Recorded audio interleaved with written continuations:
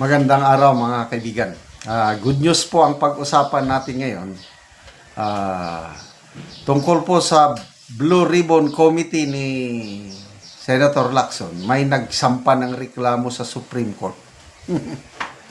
Okay, Supreme Court. Ito na yung article published sa politico.com. Supreme Court asked to compel Senate to release draft flood control mess report. The Supreme Court on Monday has been asked to direct the Senate Blue Ribbon Committee to make public the draft report on the flood control mess. Ito yung nakasulat sa petition. The right to information under Article 3, Section 7 of the Constitution is not a gift from the state to the citizen. It is a guarantee that citizen holds against the state. It is time this honorable court enforce it. Yan po ang nakasulat sa 26-page petition for mandamus and certiorari. So, petition for mandamus and certiorari filed by lawyers Eldridge Marvin Aceron, Sikini Labastilla, and Purificación Bartolome Bernabe. Wow! 1, 2, 3 lawyers. With this, the petitioners asked the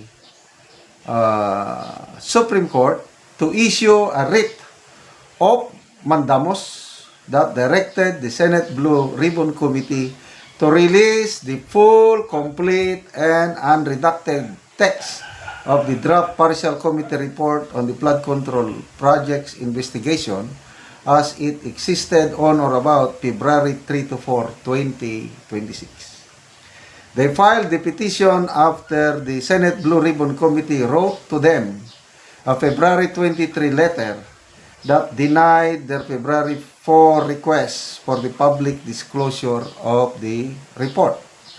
Because of this, the lawyers also asked in their petition that the Supreme Court issue a writ of certiorari that will annul and set aside the February 23 as Blue Ribbon Committee letter for being issued with grave abuse of discretion amounting to lack or excess of jurisdiction in violation of petitioners' constitutional right to information under Article 3, Section 7 of the 1987 Constitution. With the annulment and setting aside of the Blue Ribbon Committee letter, the petitioners asked the Supreme Court to direct the Blue Ribbon Committee to disclose the draft report.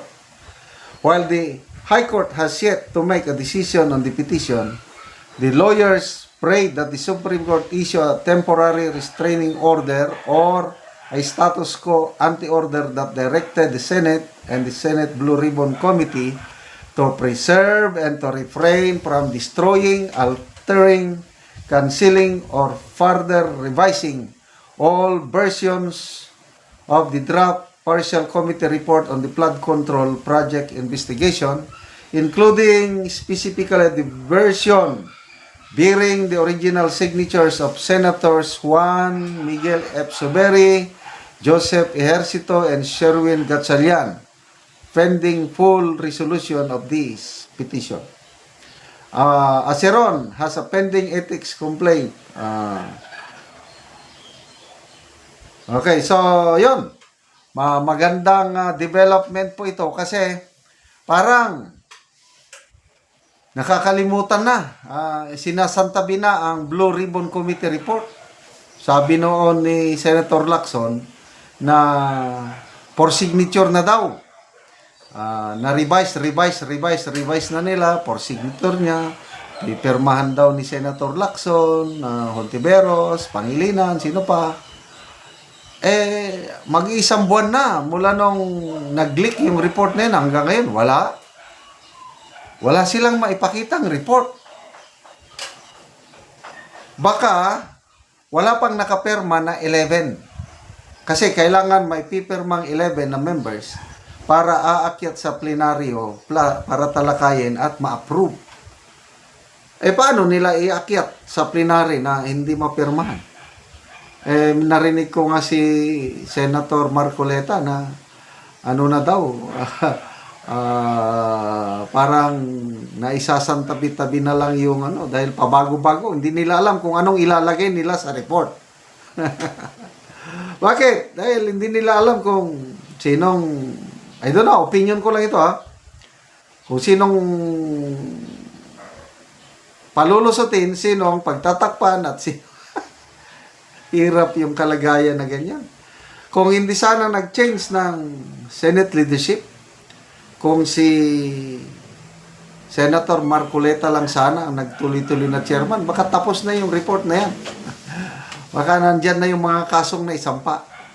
Kaya lang, sabi nga ni Senator Marcoleta, the purpose kung bakit na nagkudita sa Senado is ang target nila yung Blue Ribbon Chairmanship. Kailangang palitan nila ang Senate President para mapalitan din ang chairmanship ng Blue Ribbon. Kaya nakakalungkot at nawala itong Senator Marcoleta na desidido na panagutin o i-uncover ang katotohanan, pinalitan ng isang Lacson na akala ko nung una okay siya. Dahil sa tagal na panahon, napakaganda po ang record ni Senator Lacson. Mula sa kanyang police service, yung kanyang pagiging senador, panahon ni Gloria Macapagal Arroyo, ang ganda yung mga ginagawa niyang expose ng mga graft and corruption.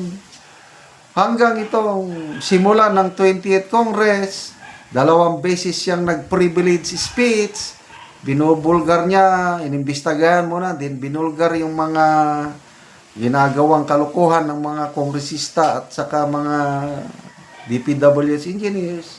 Ang ganda ng simula niya. Sayang lang, nagbago ang ihip ng hangin o direksyon ni Senator Lacson mula nung lumabas na nagtistigo si Orly Gutesa. Mula noon, wala na. Resign kunuhay, mamaya nagbalik na naman. Then mamaya, papatawag daw si Romualdez. Nagpalabas siya ng 2 testigo na nakamaskara naman, na hearsay lang ang sinabi. Then after that, wala na. Natigil na. Pati na mismo si Congressman Edgar Erese, sabi niya, Idol, anong nangyari sa iyo? Parte ka ba ng cover up? Salamat mga kaibigan sa inyong pagsubaybay sa ating channel. Nakakatulong kayo ng malaki sa tribong Talandig ng Bukidnon dahil ang sweldo natin sa channel na ito is pantulong po sa tribo. Namimigay tayo ng libreng yero at pako para makapagpatayo sila ng mas maayos na tirahan. Panoorin nyo ang video na ito. Ani ang natagaan na mong ogyero. So mag-atop na ni siya karon.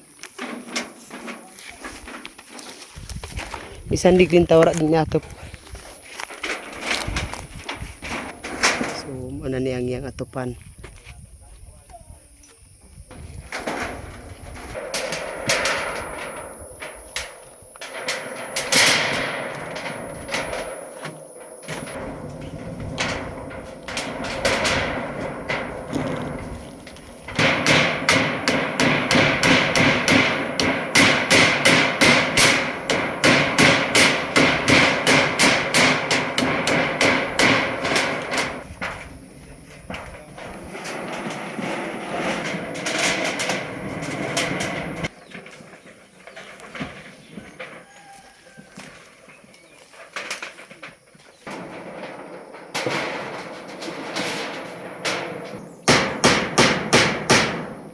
So karon humanag gyud og atop ang gihatag namo nga yero. So nakaatop na gyud ang among gitabangan. Salamat sa Ginoo ug sa naghatag sa amo asasin kay wala pa ang sin ug ang naghatag sa mo og sin di pa gid mi makabalay kay tungod kay mag-umarami. Igong ipalit og sin kay lisod gid kay ang among budget igo ra gid sa pagkaon. So unsa ra day ang imong trabaho? Kuan mag-umara gyud. O so magmuso lang usahay. So pila ka tuig nga nakigpuyo lang ka sa imong ginikanan?